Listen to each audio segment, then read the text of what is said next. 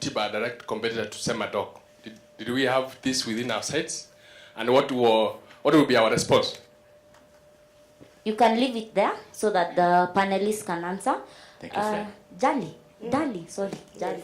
I've mixed Janet and Dali.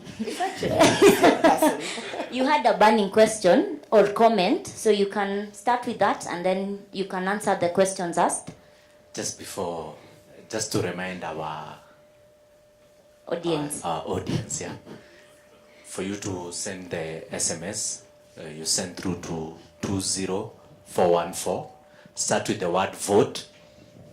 I've just been corrected. Vote, space, then your question. Vote, space, then your question. To 20414. Thank you. My question actually has been asked, but I wouldn't mind rephrasing the same question.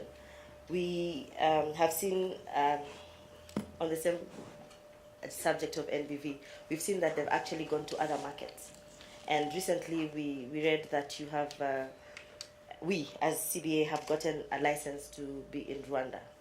And so the question is actually, our strategy to move into these areas, will it be A, informed partially by NBV's movement, and B, now that they're already in some areas, do we plan to actually be there physically, or are we going to remain in the strategy of digital banking, and then we go to the other areas that we plan to go to physically? May I answer that? Yes, please. Feel free. Let me take the two questions, one by Agunda and I think also the MTIBA question. Our strategy is to expand our footprint. And I think I've said this before, that we are seeking to expand our footprint into other markets using a model which we understand.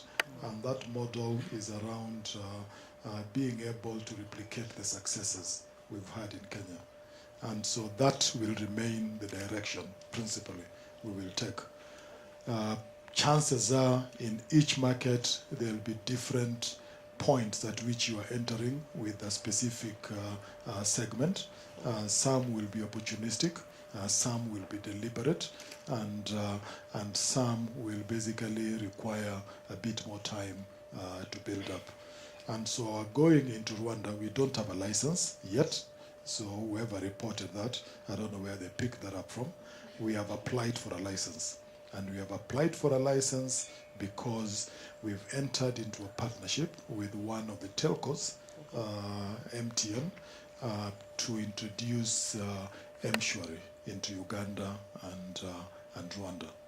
And so our entry there and our entry in Rwanda is being led by the fact that we have that license, we have that partnership, and there is need to move quickly. We will then bolt the rest of the bank into that licensing framework, and we will continue to do that. We'll adapt to the opportunities in each market. As an example, we are looking at a market which is not in East Africa, in Ivory Coast, again because of that opportunity. But in that particular market, we've opted to form a tripartite partnership with a telco and a bank, to basically create a mobile-based banking service, and we are aiming to have that up and running by May, June, probably about June, July next year. So the overall expansion strategy for us is clear. We will continue to evaluate every market to just ensure that we get things right, and use a digital platform purely as a transformational opportunity, because we know that not everybody is thinking the way we are thinking, and we want to ensure that by the time they begin to think like us, we will have a 2 to 3 year head start. That's the maximum we'll ever get. And then everything will replicate itself. And first movers advantage is what is important for us. Insofar as Semadoc is concerned, because I thought there was a question on Semadoc and MTIBA, the numbers The business is beginning to grow. The numbers are not where we want them to be. I think as at end of last week, we've just crossed 17,000 subscribers on Semadoc, and our expectation is that with the communication and with the effective use of different channels, those numbers are going to pick up. But it is not where we wanted it to be. Some fundamental problems which arose, which were unexpected, but which have now been resolved. MTIBA was Safaricom's intention to do almost something similar. It didn't start now, it's actually been there for a while. Safaricom is part of the partnership within Semadoc. We need them to be able to deliver some of the solutions, and they've come to the party and are working with us, and we are confident and believe that Semadoc is going to be a key differentiator in the marketplace, and is a very, very important partnership which we have with the Metropolitan Group. So, yeah, No, you can sorry. continue. All I can say is, this bank, for me personally, I'm only 4 years old in this bank. As you all know, I was an alcoholic. I used to shake my hand. It's very exciting. Some of the things we're doing in this bank strategically. And I always say, if you don't have a plan, then you're really planning to fail. And one great thing I like about this bank is it's bold to try and experiment. And I think when I'm asked, why did you move from EABL to CBA, it is because of this boldness and this innovation and always wanting to be fast amongst. I don't even think nowadays we have any equals anymore. So it's very exciting, and I must say we don't hit all the right notes every time, but where we have hit the notes, I think we hit, and we usually play on the G clef, or is it the F clef? Isaac, which one is high? F. Yeah. Isaac also plays some instruments. I'm just borrowing. So I think generally on the NPL, I'll just touch on the NPL. First and foremost, as a bank, overall, the portfolio on the NPL is not bad. And let me just correct that. We are within our target of being below 5% of our total portfolio. I think as of October, I've not yet finalized the November numbers, but as of October, we were just around 4.95, between 4.4 and 4.6. When I look at it from a segment perspective, the corporate book is just at about 2%. The personal banking is the one where we just said it has just moved up, I think, from where it used to be at around 2 to about 2.5, 3%. And just on the back of those unsecured product. But again, there's effort to put it up. Mshwari as a product and a segment, the NPLs are in a very good space. They are in the, is it 5%? 2% range, and given the high volumes. Incidentally, I think to date, since 2012, was it when we launched? 27th November? Yeah. When did we launch? 2012. 27th November. We've disbursed a total of 42 billion in loans to date.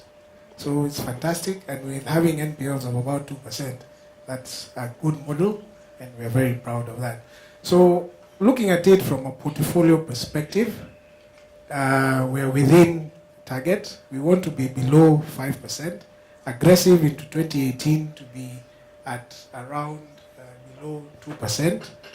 Industry is at about 6%, to what Julius is alluding to. So when you look at that compared to our peers, we are actually performing very well. And if I can go into the question about performance, given where we are in 2015 and going into 2016, you know, the whole challenge about growing up, you know, when you become a child, when you're born, you know, everyone wants you to start walking immediately. And then you start walking, everyone wants you to start running. And when you start running, they want you to run fast. That's the whole problem about growth.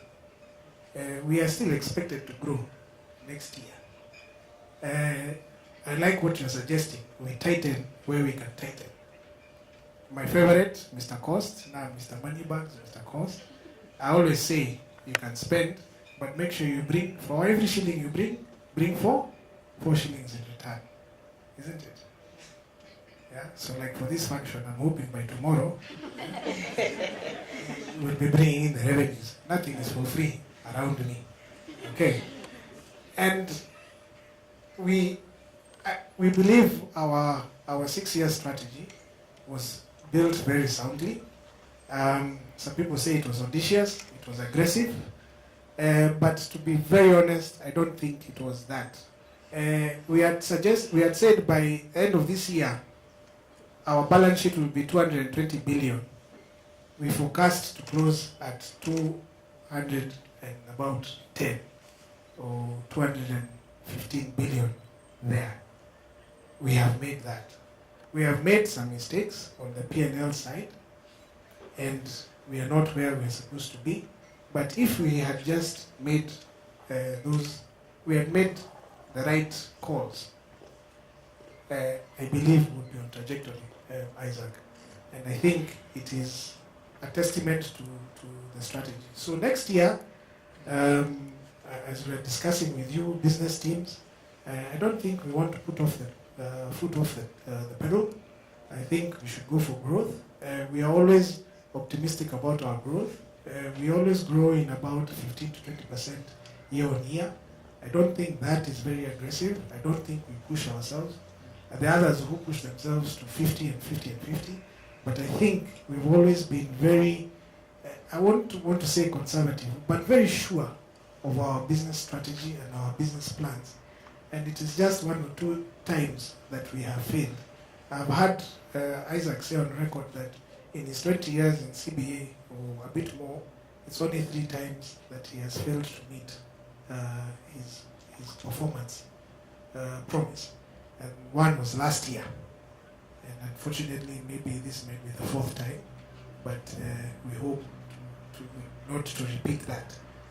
So I think, Julius, the numbers, we're expecting a 20%, some improvement on 2016. Let us tighten, especially on costs. Let us leverage where we can on technology. It's always a cheaper option. And I think we've been talking about the NPLs so much, and we're missing one point. And I think Raphael can always just add on to this.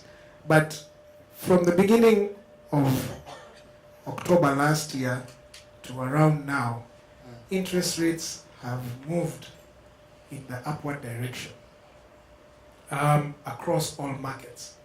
And it's not only us who have been impacted, and we all know, but our cost of funds across all markets have been on the increase.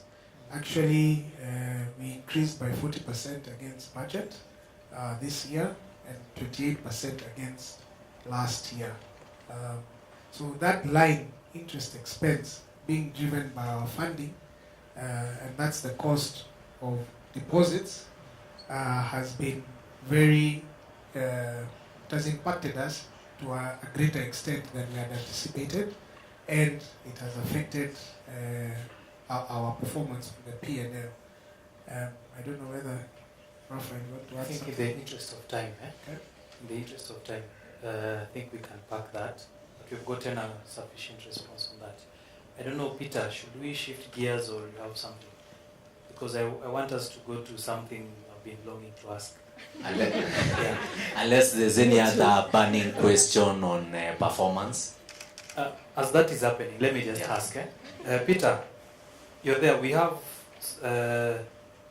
from last time's Crossfire that we had. Yes, sir. You promised us something very good, eh? Okay. And the good thing is What did I promise? we don't forget. Don't worry. Peter, kindly play something that our boss promised. You know, when a dad promises the children something, they don't forget.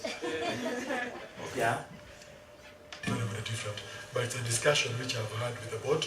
It's a discussion which has been accepted. Certain allocations have been made at a broader level, and what we are working through at the moment is basically the mechanics of implementing it. And I'm hoping that within the next 2 to 3 months, actually the deadline I've been given is by end of September to get over the various tax related issues which impact something like that. Okay. Okay. Let me just bring it to context. What you promised was bringing in the employee share options. Okay? And you promised in the next 2-3 months that this will come to light. And it was due 26 September 2015. 3 months time is Yes. end of December. From August. From August. So if you can give us an update. We do have. I don't want to go into the details of this. First of all, because let's be clear, it is not going to be available to everybody. Okay. Yes. So. Yeah. So people should not raise their hopes expecting that there'll be shares being allocated. They are not shares being allocated. This is a share ownership scheme which is going to be very, very targeted towards very, very specific parts of the teams within the bank. I think that's okay. Yes, in terms of getting the right people to own shares from a business. Yes, yeah. But it was supposed to be done 3 months ago. It is ready. Okay. It is being held back by some very basic arguments which we are having. And it's an argument of how we structure the ANAP process to that. Being a private company, determining a price at which you issue shares is very complex. That is one. Secondly, defining the ANAP period is also very, very complex. When we set this up, we had set it up purely as an allocation in which you then buy the shares and own them. And our board feels that that is not incentivizing people and not giving people the opportunity to actually link the shareholding to the results which are delivered. And what the board has agreed on is put together a team comprising myself and 2 non-executive directors who have been given the mandate to finalize this and present to the board on 18th of December what the final process will be. Okay. So I assume we have missed the date. So what is the Definitely revised? have missed it. I don't have a revised date, and I'm not going to promise any dates because it is something which is not mine to deliver. I have to go back to the board. They have to like or dislike what I put before them. If they like it, they will then agree. But it is not going to happen in December this year, and it is not going to happen before the end of the first quarter next year. I think what the spirit around it is we want to be part of the journey. We want constant updates of how far are we. Are we missing the target date? Yes. Valid reasons you have explained. It needs we need to be part of the journey. You give us constant updates. This is where we have reached. Because I know I can qualify. Okay. Even if So they're selling them. we are very keen on performance and everything because we want to own a piece of the big cake. So our humble request, yes, we acknowledge that we have missed out the date. But come December, whatever feedback you'll get from the board, are you able to promise you give us the feedback? I'm sorry, I can't promise that. I can't promise that because, as I said, it's a process. Yes. It's a process which is not within my control. Yes. I cannot put words in the mouth of the board on what should be done or should not be done. I will have the discussion. Yes. When the right time comes, we will communicate and we will ensure that whatever needs to be done is done.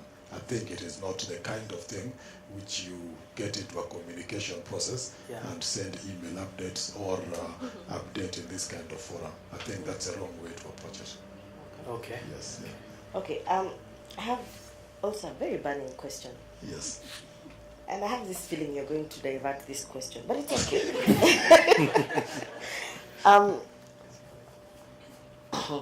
The HR function. The HR is the human face of, of the organization to us people. Okay. Of late, at least ever since I joined, I have seen so much training, so many training. We're either training on this or that. We are taking staff and teaching them one thing or another. Now, my question is pretty basic, sort of like what my boss would ask me if I was doing projects. Is there anyone who's actually following up on this training, or are we just ticking a box? Is there any mechanism of actually measuring the value of this training to the organization, or are we just spending money because HR has to take us for training? Is there anyone who sits down to see, okay, fine, here is the training, we are taking them for training. When we come back, using the forms they filled or using any other way, we are going to find out how we fared or whether it was even necessary to take them for that training. May I respond? I have a feeling. Then I will hand it off. That's it. I think that we must recognize that training is a necessary part of any business. So in my personal opinion, any business which does not invest in its people is not worth being part of. True. And so that's a very, very important statement I need to make. Secondly, training should not be undertaken for the sake of training. The fact that the bank has invested huge amounts of money in various activities has to be driven by a specific factor, and any training which is undertaken is driven by needs to begin with, because as part of your appraisal process and review process, you determine what your needs are and how you need to grow. If the bank did not invest in you, it is very, very unlikely you'll grow. And so that's a very important consideration. Secondly, it is in response to very, very specific feedback which comes from staff members about things they want to see happen. And so every shilling of investment has a purpose, and in my view is expected to deliver value. Now, I can hand off the element of value delivery to the person who I believe is best placed to answer that, and that's Irene. Peter, you can hand over the microphone to Irene. Certainly. Right. Now, let me say this. Before we spend any money on training, there's a very long process that we go into to be able to vet how critical that requirement is, because we have a lot of competing interests for that particular money that is in the training budget. What I'll say to you, Janet, is that when we go particularly into what I'll call large-scale projects, where we are training across the entire bank, what we first do is what we call a baseline survey. And that baseline survey will always tell us where we started off before the money was then injected or the initiative was then deployed. And we look at where we are after a 3-month, 6-month period, depending on the type of training. There are programs that will give you what you call an immediate change. It could be in behavior, It could be in the ability of a person to actually do a certain job. And so everything is actually targeted at a certain or specific outcome. We have a population with just, over 800 in Kenya today. And we have a lot of young people who are really eager to build a career and get ahead. But the only way they're going to do that is if somebody somewhere is prepared to invest in their development. So that training budget is actually directed towards a huge part of that particular investment challenge. It's for sustainability of the business, it's for business continuity. It looks at how you even invest in the individuals to help them grow. Now, we have a target, I think you all are aware of that, where we say we would like to do internal hiring, and we had given ourselves an 80% target. Now, in certain categories, we are some way off, and in others, we are pretty close. We're at about 73% in the MG2 and MG1, meaning that we're able to feed people from OA, MG1 into MG1, MG2. But we have a challenge in the MG3, MG4 area. That's our lowest conversion rate. It's actually higher in the MG5, MG6. And so it's very targeted training that we do. And it is informed by training needs analysis. And like I said, we basically also look at... they all had that. You should have been whispering. Yeah, okay, that was a whisper. Yeah. So assuming... Yeah. I'll be joining. Yeah, But- so but in I brief, think- I think, yes, in Yeah. brief, that's what I'd like to say about It's that. a good response, by the way. I think just as a build on that is, it's important to invest in human resources training, but how do we ensure that staff are retained? In that, I know there are certain specific trainings that are quite expensive. Yeah, so you will take me for a training, and you will spend 500K on me, and when I'm back 2 weeks later, I get another job. So how does that resonate to retention vis-a-vis the trainings that are happening? Yeah, well, it doesn't resonate very well. That much I can say. Nobody wants to invest in someone only for them to skip immediately. What I will say is that for the high-level ticket training, there is an intervention that we actually did start a little while back, where we have an element of what I'll call bonding. Bonding to the extent that we don't tell you can't go, but we do say that if we have spent up to, say, $500,000, then we are bonding you for a period of about a year. Should you leave within that duration, then we would prorate the amount. So if you leave after 2 months, we're saying 2 over 12 times whatever it is that we spent. Now, by the time we're getting to about $1 million and over, the bonding period is even longer. So there is that sort of initiative. When for the lower ticket training, say 200,000 and so on, we will not bond, but we essentially tell managers they've also got to look at the people that they're asking us to invest in. If you have a person whose heart is not here, and you're very clear about it because you're close to these guys, you work with them every day, and you can hear the kind of person, or even you watch their behavior, why would you be investing in that person? So either look at how you can turn that person's attitude around, how you can make them keen to actually retain themselves at CBA, so that you're investing in the right person. But I'll say overall, our retention, call it statistics, are not worrying. We're at about 9.7% turnover, which is not bad. Benchmark would be, say, 10%, and we have some other businesses that are way over that when I look at some competitors in the market. So at 9.7, we're not doing badly at all. Yeah. Before we go on, Yes. When we started off with Mshwari, one thing that we were very sure is within 2 months, we'll have what we call Me Too's. We'll have many copycats. We'll have people who will attempt to try and do what we've done. And we knew we'll always have to ensure we maintain our first mover advantage. It's not something that you can say it's only me, it is mine.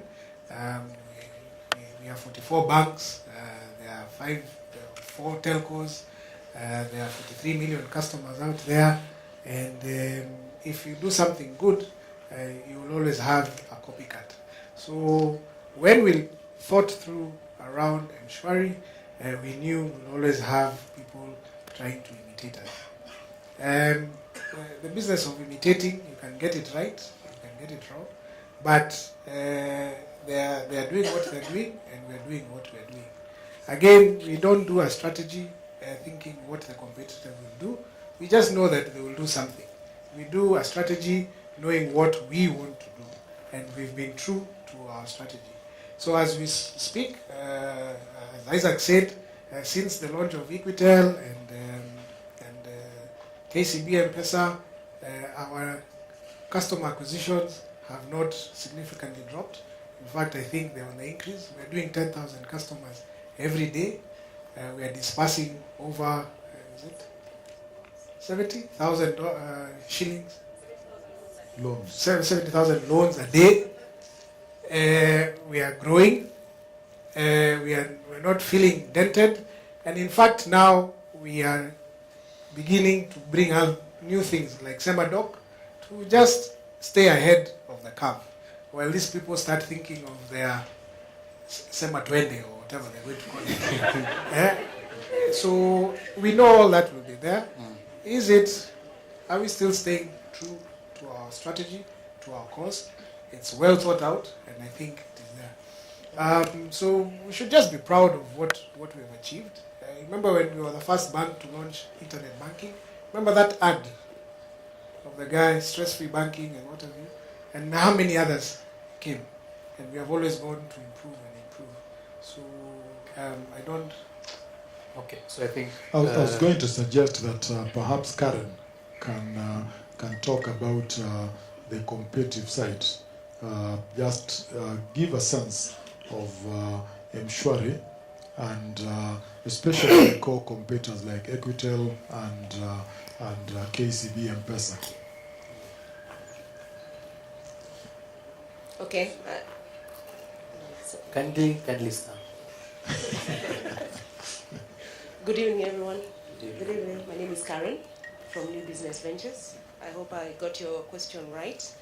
But as James has rightly put it, even when KCB, the competition came into being in May, we thought that it would erode some of our customer base.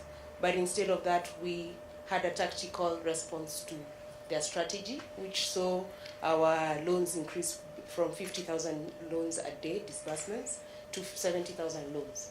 Now, one key area that we've leveraged on is really customer experience, which they've not been able to get that right as of now. And the loyalty we have from our customers because of the trust that they have in us has also kept us ahead. Same thing with Equitel, still leveraging on customer experience. And we continue to come up with new innovative ways just to keep our clients engaged with the product and trying to see how we can, enhance the value proposition to lock them into a relationship that will be more sustainable. So I believe that probably puts it in the right context. Yeah. Okay. I think Irene is probably the best person to talk about the team's checks and staggering hours.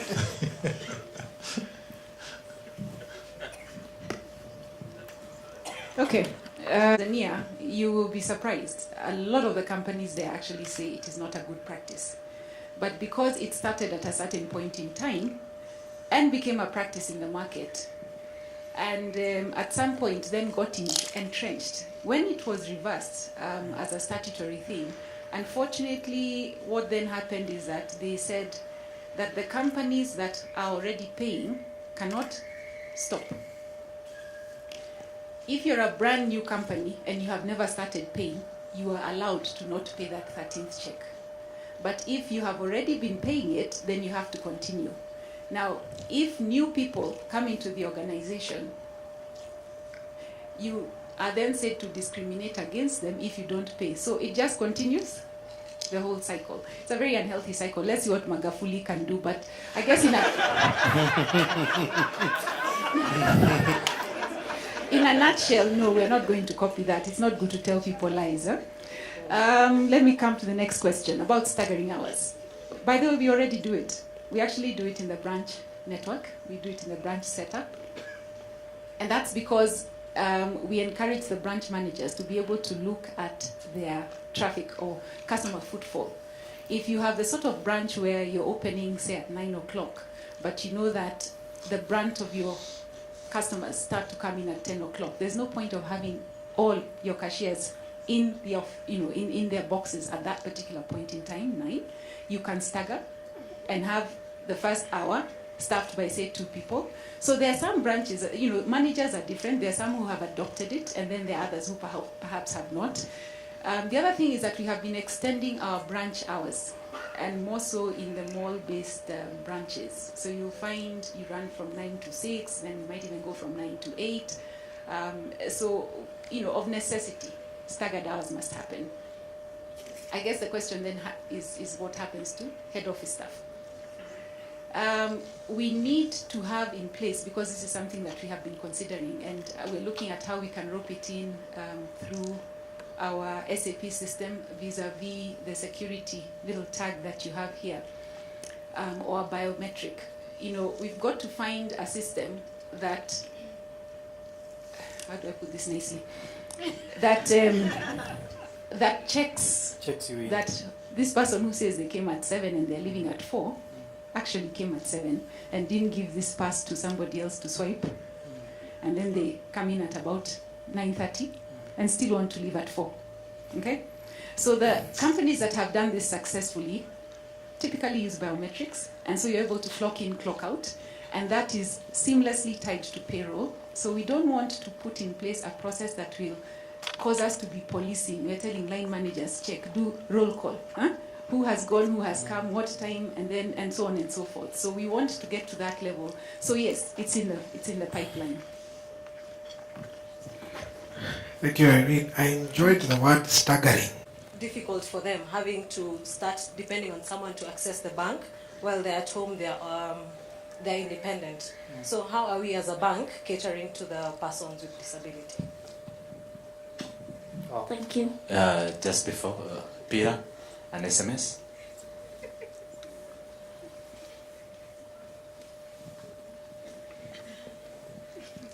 May I ask Jeff to answer that? Maybe I can, or Jeff can. And I'll table the question on access and dealing with people with disabilities and what we're doing within the branch network. I think one of the challenges of having an institution that is in excess of 50 years old is that it's likely to have certain things that have happened over time. In fact, if you look at our branch network, we do have branches that have been with us for that duration. And so as the population and indeed society has changed and started to accept new thinking, probably some of the older things do not change at the same pace. A few years ago when we rebranded, one of the things that we did is that we decided we would then change our branch network and rebrand it. And to that extent, we've been going through a rebranding mechanism over the last 2 or 3 years. And you'll note that definitely all the new branches, and indeed many of the older branches that have been revamped or migrated to the new brand, have incorporated ramps that can be able to be used by physically challenged members of the society and indeed customers. But over and above, and so as we complete that process, we do have a number of residual branches, Mamangina being one of them, Wabera being another one of them, which are in the pipeline for rebranding. And as we change those components, we shall be incorporating features that are accommodative. But I think just to share information, there's actually another initiative that is going through driven by the Kenya Bankers Association, purely in line to be a lot more sensitive to the way that we accommodate all members of our society. And I think physical challenge is just one. We want to be much more inclusive. We need to accommodate the capability to deal with people who are visually challenged. We need to see how we can be able to accommodate not just the much more obvious signs of disability, but even when you've got a hearing challenge, we want to be able to see how we can be able to work with you. So I think to cut a long story short, it's something that is on the pipeline. but it is something that we've been doing in line with a lot of the physical work that we're taking place, as we actually not just change that component of the bank and indeed the location, but indeed all other components that are applicable and then, that then align with our brand. I trust that answers the question, and I'll ask Irene if Jeff, just I didn't want to miss a point.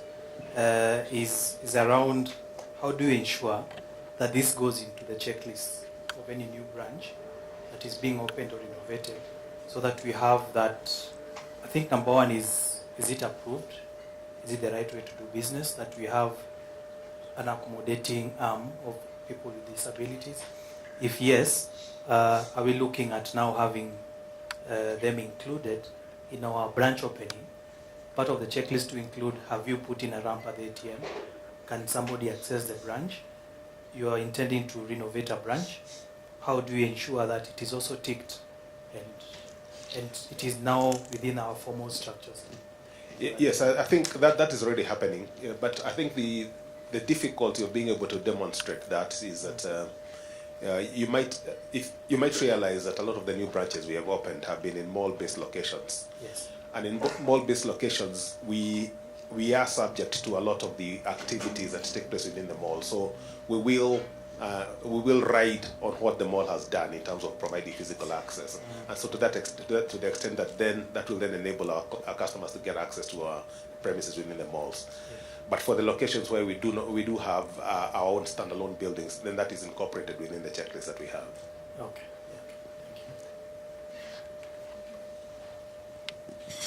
Okay, this is one of those pass the mic which is uncomfortable. But let me say this. We used to, yes, it is true, do the rounds across the branches. And what would typically happen is that it was a scheduled visit which would have HR, it would have audit, it would have security, it would have branch operations, and commercial services and marketing, 6 areas. And risk even used to be there, yeah, 7. And actually what happened is the branches started complaining that this team, first of all, is too big. Number 2, it's costing us a lot of money. And number 3, particularly where we have a branch that has few people, they'd say even your numbers are bigger than ours.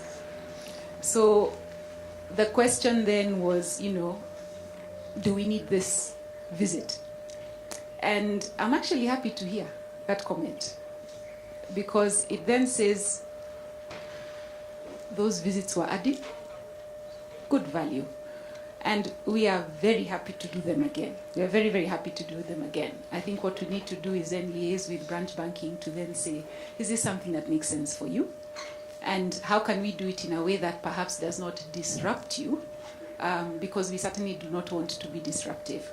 But we certainly, as HR, want to keep in touch with what's happening across the business. That's why you saw us bringing on board a dedicated employee relations manager.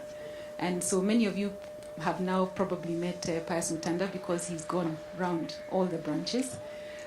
We did a cycle this year where we were looking at giving feedback on the employee engagement survey that we actually did, because that's one of the commitments that we made. If we do a survey, once the results do come out, we are going to come back and tell you what was the feedback, what are we going to do about it, what have we already done about it. And so you saw that happening. We did the rounds on 360 to tell you what it's about, to tell you why it's happening. And so as HR, we certainly want to be a part of the fabric. And it's one of the challenges I've given my team. And in 2016, there are some who have actually said, do you mind if I go and sit in the branches? So I have a guy like William, who is a payroll, he's a HR operations officer. Some of you know him because you deal with him on payroll issues. But he's willing and he's very happy to go and sit in the branches. And I said, I'm very happy for you to do that, because these days with technology, no one even knows where you're really sitting. You can log in on your phone and no one knows that you're sitting in Wabera or Village Market. And you can do your work from there, because from a computer perspective, you have access to what it is that you need. So you will see more of that. We're also getting the business partner role filled, and we'll get one other additional business partner. So you will see more of that. I know there's been quite some changes on our resourcing desk, which is probably why some of you don't quite know who is sitting there. We've had a lot of what I'll call productivity issues. We have a lot of maternity cases. So, yes, there's been quite some turnover there. So, you'll see new faces, contract, whatnot. But responding to that, I'm going to send out something on Monday that says, this is who the team is. In fact, you might even put pictures. Huh? Yes. Okay, we'll do that. Thank you, Erin. I think we can go now back to the panelists. During last Crossfire, one of the biggest and the thorniest issues was bonus. Okay. And I may not have that clip, but I do remember something to the effect that you sort of like accepted maybe the way administration was done was not, as per your standards. And you did sort of promise that there was going to be a better way of doing it this year. Okay. So, the first thing James said really broke my heart. He said we had 5.5. Now, we had 5.5. We were hoping to be way above that. 90% right? Trigger. Yes. Now, we are sort of seeing, and some of us are watching from under the table, fearing that maybe the same thing is going to repeat itself next year. So, because Peter was kind enough to give us cameras so that we can coach you next time, we'd like an assurity that the same thing that happened last year is probably not going to happen this year. And with a 90% trigger for the entire bank, we didn't reach. So the entire bank did not reach the 90% trigger. So what's your question? Are we going to see a better thing? Are we going to see a better... I think I don't understand what you mean by a better thing, if you let me know, because the basis for payment of bonus is defined. No. It sits within our policy. The fact that we get our process wrong is something which can be corrected. That's subject to us completing our appraisals on time. Then ensuring that we are honest about the appraisal of people.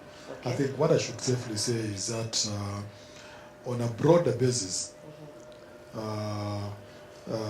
are not performing to expectation. So that's got to mean something to everybody. If I look at our Kenya business then, I think our Kenya business is currently about 5. Kenya business in totality is about 5% behind budget. Yes. Yeah. So the Kenya business is performing reasonably well to expectation. But if you then break down the Kenyan business into its component parts, it is very mixed performance. There are parts of it which are performing extremely well, and there are parts of it which are performing extremely badly. So, from where I sit, one of the things I need to deal with is a basic issue around fairness.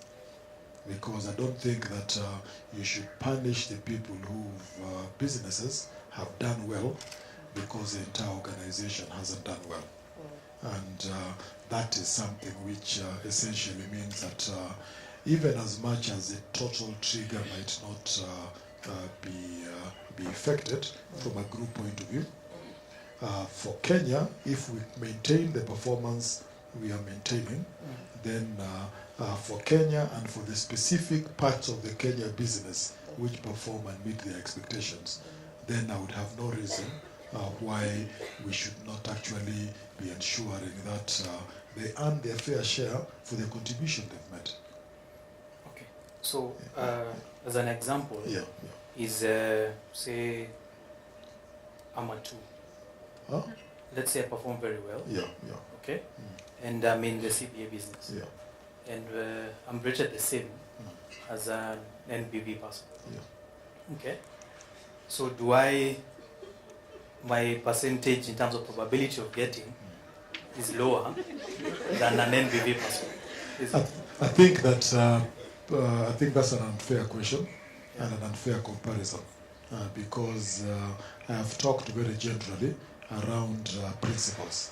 Now, to begin talking about NBV and you, I'd have to know specifically something about the performance of your unit and the performance of NBV. I think what is important is to deal with principles, and I think the principles are clear. The principles are that as a group we need to trigger the bonus pool. You need to achieve 90%. But within that, we are made up of a business which has got component parts of it. Yes. We are recognizing that component parts perform differently, and it cannot, in fairness, punish somebody whose business has done well because one other part of the business has not done well. So I think what we need to do is to basically be open with our appraisal, because my view is that if you are a true performer, it will stand out based on the fact which are placed on the table. Yes. It cannot be wished in to performance, which is not tied to very, very specific deliverables which are expected. So I think the principle from where I sit is that it is likely, and I underline likely, that if a business performs, we would put a case to ensure that they are rewarded. And if a business doesn't perform, I cannot justify putting a case for them to be rewarded as a principle. Okay. Yes. And that needs to be accepted as a principle. So my performance when it comes to bonus is more a group performance than my individual performance. It is a combination of individual, it's a combination of things, and I think Irene can go into the details. No, I'd actually like to expand on what he asked. Let me put it in general terms. Okay? So Unit A has performed very well, right? And they have probably met and surpassed their goals by 50%. Okay. Within that unit, there's someone who got a 3 in their evaluation for one reason or another. Unit B, that is at maybe 20%, 30% below their budget. But in that same unit, there is someone who actually got a 2 in terms of meeting their goals and whatever they were supposed to do. So basically, if you say you're going to reward the unit and not the person, it means that whatever this person got here from their unit then does not deserve recognition, because this other unit, you know, as a group, I mean, they performed really well.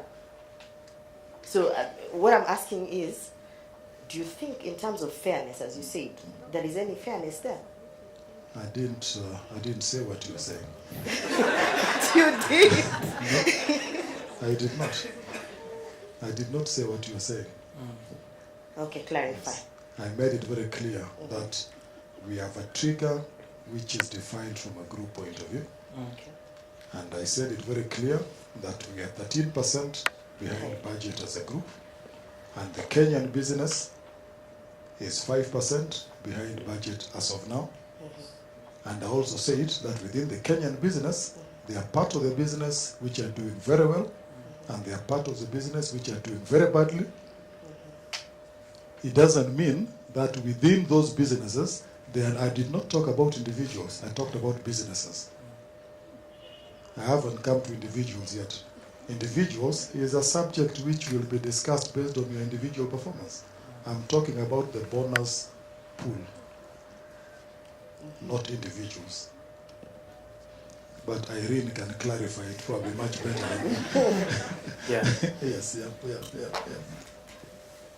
Thank you. Okay.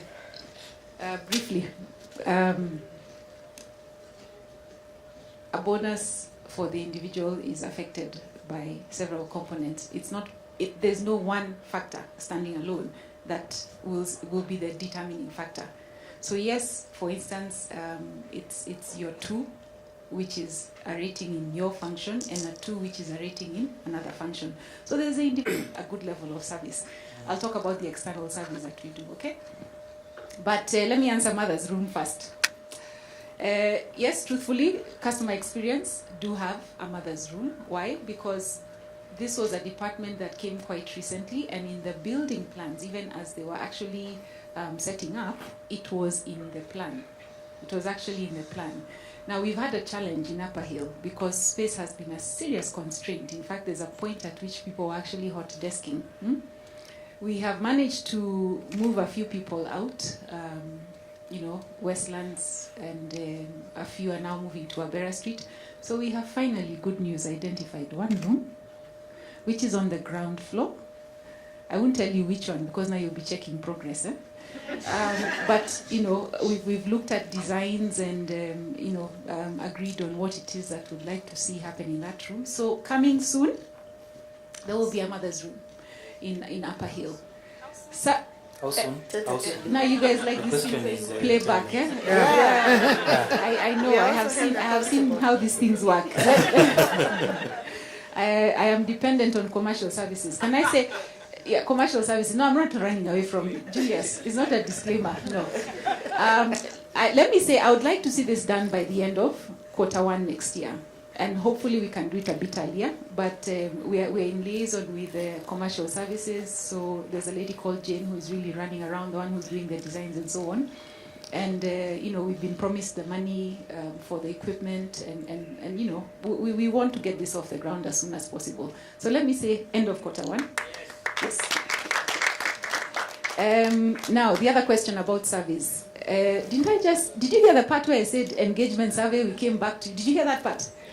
Yes. And we went, we did the entire bank. And the Nielsen survey, when we last did it, because we skipped 1 year, again, we went around the entire bank and played back the Nielsen survey results. And these are the ones that are on employee opinion. And the other one was on employee engagement. And so, again, our commitment, even as we ask you to actually do the Nielsen employee satisfaction survey, which is running now and actually closes on Wednesday next week, is that feedback actually informs a lot of the activities that you see us taking. It informs changes in interventions that we actually put into our people strategy. So it is information that actually does something. That's why we say, let your voice be heard. Then don't say that you are not given an opportunity. So I encourage you to do that. Paulette, I think you can do the internal survey one, yeah? The report with all the teams. As of today, I think some of the team members we have here will confirm that the results of the internal survey have been communicated today. So they're supposed to be ratified, and if you give us that mandate, we can share those results across board so that you can see which departments are performing how, and you can see how you have actually rated the departments. So if you give us that go ahead, I think it would be a good thing to embrace. Do we have a yes on that? Yes. Yeah? So I guess the people who are ratifying are also within this setup. So you'll expect to see us in your different teams. Thank you. Thank you, Paulette. Curveball. There's someone who's approached me. He has a very, is it burning? He has a very burning question. So I'll just give him to ask, and then we can close with the questions from the audience. Thank you. As I understood it was, why are we not aggressively advertising some of our products?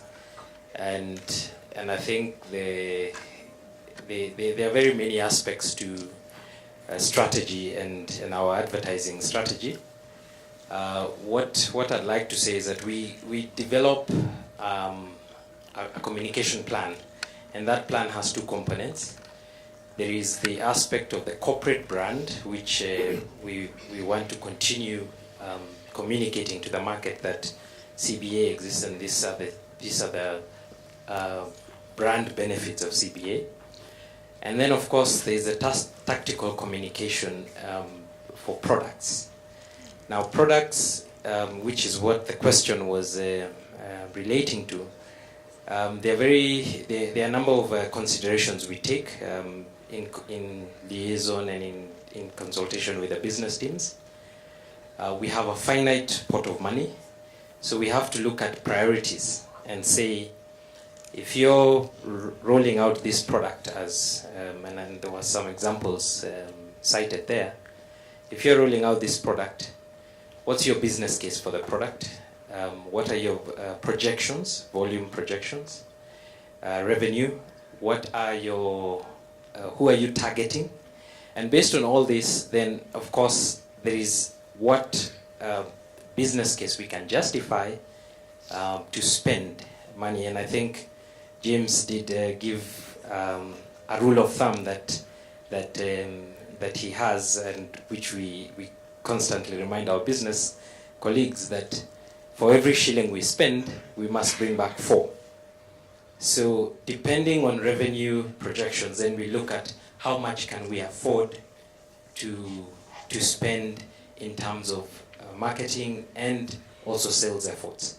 So indeed, we work with the business teams, and we do go out, and where we have money to spend, we spend it. Where we don't, we find other ways to use the money that we have allocated to communicate. And a lot of these products, as you'll appreciate, we have a ready audience. We have existing customers today who don't use our own products. I think USD card was mentioned. We have customers today who have dollar accounts with us, but don't have USD cards, credit cards with us. They have dollar revenues. You don't need advertising to get those customers to sign up to the product. It's a sales-driven initiative. So we work with the sales team to give them the tools or to help them with some of the collateral that they can use when going out to visit these customers, when going out to sell to these customers. So it's a collaborative effort together with the business teams, and where there are opportunities, I'm sure you've seen this year we did have a big campaign on some of the products with the PB team, and we'll continue. The question around sponsorships, again, sponsorships are very critical to brand building. They are part of our strategy.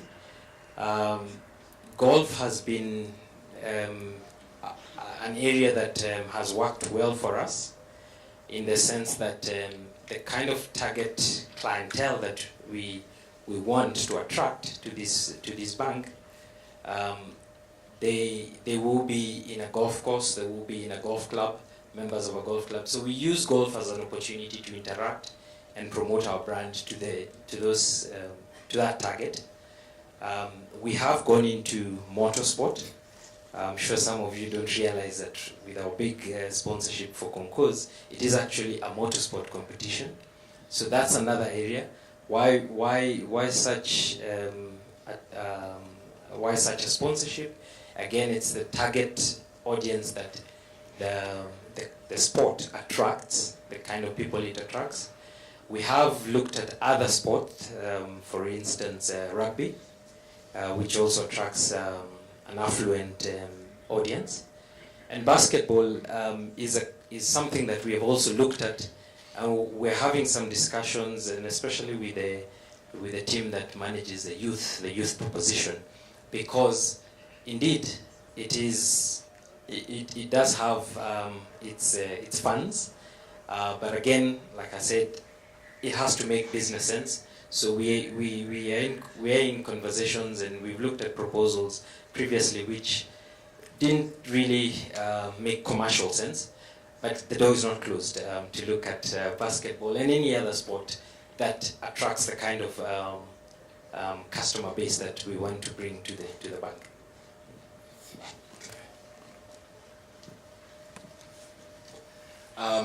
Robert, internal audit. Thank you, Isaac. Okay, I think I'll start by saying we could have communicated perhaps a lot better around the business banking initiatives. There's a project team that's been sitting together looking at the different facets that were alluded to in the SMS. And that was previously led by James Kiago, now with Michael Macau, and has sponsorship at the highest level.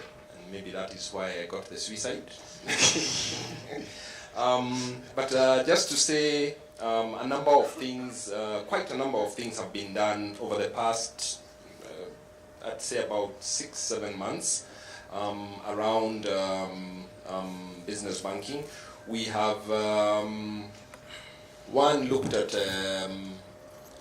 the products, and there's a product manager who is on board. The products have been the products are there now, and that is just Finderitu. Secondly, from a location perspective, there is a Kirinyaga branch, which is supposed to be, the first almost all-out SME or business banking branch project, but they'll also be incorporated in some of our other branches. There's been looking at the whole process, right through from how we engage with the client, where we engage with them, and how we engage with them. Look at what it is that we are asking for from a documentation perspective, and also in terms of the credit appraisal. And we've also been looking at how to simplify credit quest in order to modify or get a better version of credit quest that then supports the business banking proposition. I think one of the reasons that the business banking team is not here is they're strategizing on how to hit the ground running because they are ready.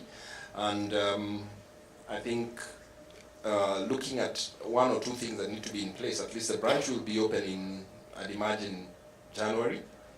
But now it's ready for rollout, so that's what the branch is looking at. I hope I've dealt with that question. Excellent. Yeah. Thank you, Isaac. The documentation question, we wind up. Okay, I caught the last bit, we wind up, so I'll be very brief. I'll be very brief on documentation. Yes. I think the quick answer to the question is that you do not need to present all your documents a second time around. You will recall that a long time ago, we had distributed systems and branches, but we now have a centralized team within DPU that handles all the documentation. And to that extent, they can be able to ensure that they pull out other documents that are within a client who already has put them in place. But having said that, the piece is not just for branches. In particular, I know I've had a fight with my colleagues in brokerage who want me to be able to present documents when I open a new account in brokerage. And I personally have been pushing back and asking them to pull information from the sources that we have, and they're able to do that. But let us not forget that AML is a critical consideration. The KYC requirements are becoming more and more stringent.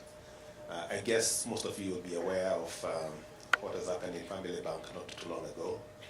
So even as you onboard new clients and look to be efficient as much as we can be, please do not forget that KYC and AML is getting much more and more attention as the world goes around. Thank you. Okay. So I think briefly, because of time, yes, if we could, the Mshwari question. I think the Mshwari question is one which has got to be viewed from the perspective of what is it we are actually trying to achieve, and what are the average volumes we are talking about insofar as this product is concerned. And I think that one of the things we've achieved, and I think very, very well, is the fact that we recognize that there's very little friction between M-Pesa and Mshwari in terms of... For me, this is really a true first time. I don't even know how to use this, so forgive me. I'm not also very good at public speaking, so I'll also try. And I must say this is very engaging. This is the second one. I caught the tail end of the first one, and I think this is very, very engaging. I think I found the questions very fast, topical, on point, and at times very hard to answer. So we were trying to figure out how to best answer. And I was also telling Daniel not to ask tough ones. So I think it's been a magnificent audience. Thank you for making time, and I hope we've passed on the message.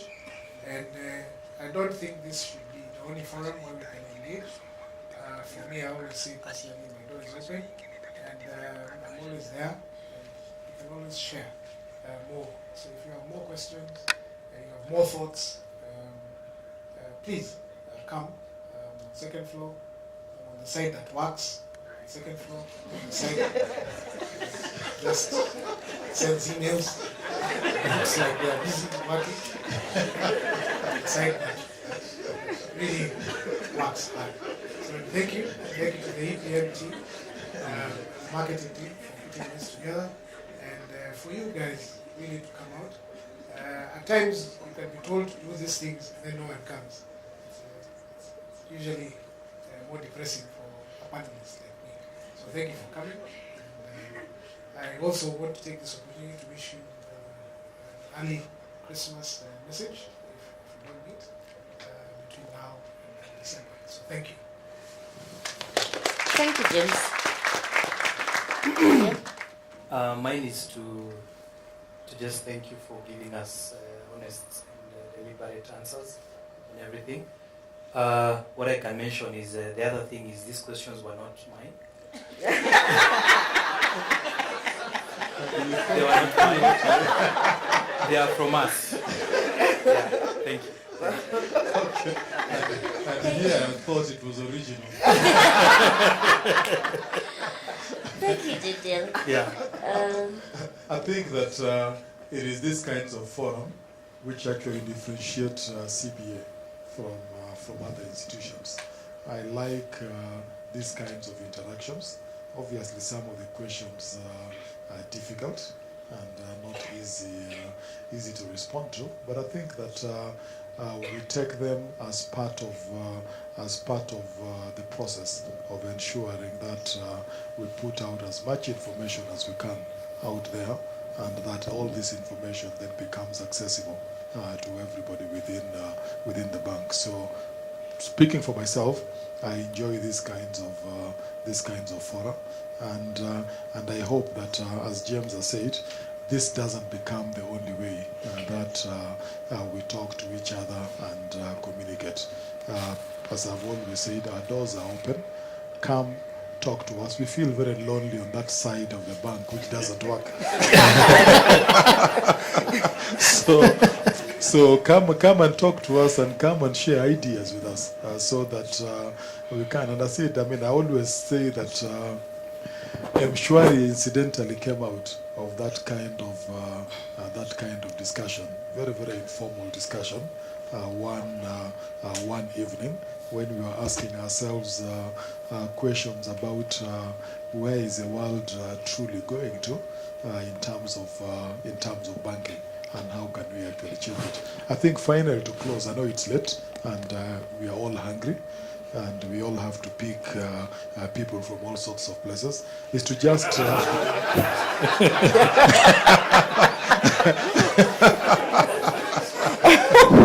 is I can safely say that it is really to wish each and every one of you a very, very merry festive period, and for both you and your families, and enjoy December, and let's come out really, really, truly charged for 2016, because from what I've seen so far and from some of the thoughts we have, the discussions we've had with the board, 2016 looks really, really exciting. Yes. And will be very, very interesting for all of us, and requires all of us to pull together as we've always done. Okay. Save the best for last. Yes. Darling. This was very exciting. And not just because I'm sitting in front here and you guys are Uko. It's been exciting because I got an opportunity to ask questions that most of you were burning to ask. And I'm hoping that in the future, we are actually going to make this even more open and more people are going to come out even in better ways, because this is the only way you can make this place a better place. You spend here 8 to 5. So this is the only way you can make this place a better place. Thank you very much. Finally. So we are done? Yeah. But a Let's round of introduce- applause for Yeah. these guys. They did a very, very wonderful job. Yeah. They were on the hot seats. They answered your questions. They've opened their doors. You can go see them anytime. Yeah. Why are you laughing? Can we allow them to exit the stage now? Yes. Please. As you... Yeah, give them a round of applause. Thank you so much. Thank you. And finally, let me introduce the only lady in CBA Excuse me? who has 2 English names. Oh. And no African name, yeah? To give a vote of thanks. She'll come in front of us, she'll introduce herself, then we can wrap it up. Give her a round of applause. A round of applause. Hi everyone, how are you feeling after the show? So yes, I don't think I'm the only one who has 2 English names. Perhaps the other people, but I do have an African name. My middle name is Kanini. Yes, it's not just Thomas, there's a Kanini. But I'd like to take this. Thomas is my surname. Esther Kanini Thomas, in that order. I'd like to take this opportunity to thank each and every one of you for coming here tonight, gracing this event, making it as interactive as it has been, and basically just opening up the channels of communication in the bank and getting to hear from the executives and the senior management team. I'd particularly want to thank the panel, Janet and Gideon, for being courageous enough to come here and ask the questions, and Isaac and James for being very honest to their answers and giving us answers to some of the burning questions we've been having. I'd also like to thank all of you, particularly those ones who asked questions or sent questions through the SMS lines. I'd also like to thank marketing, Pasha and Christine, the innovation team, Moses, Peter, and myself.